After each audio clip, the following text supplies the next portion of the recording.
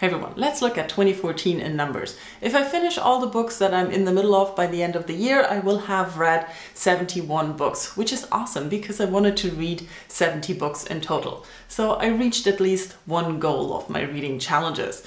Of those 71 books, 23 books were listened to on audiobook, 10 were novellas, and 6 were big books. So that's an okay and even spread, I would say. I'm quite happy with that, even though I wanted to read more big books. I'm not so unhappy not reaching that goal. When I tried to spread the books into genres, I realized it was not so easy.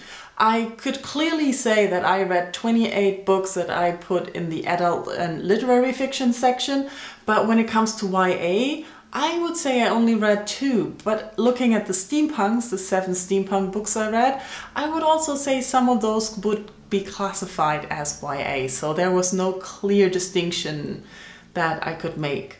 I also read 20 books that I would call science fiction or fantasy, and that made me happy because that's more. Another number I'm quite happy about are the 14 non-fiction books I read, including all the memoirs I listened to. This is a number that I'm very happy with. I did not manage to read a German book every month, but in total I managed to read 7 books in German. They were not all written by German authors, but I read them in German, so that counts. Looking at the authors, I only read 18 books that were written by women and 53 that were written by men. And I think this has to do with the fact that I read less YA this year, but I may be wrong.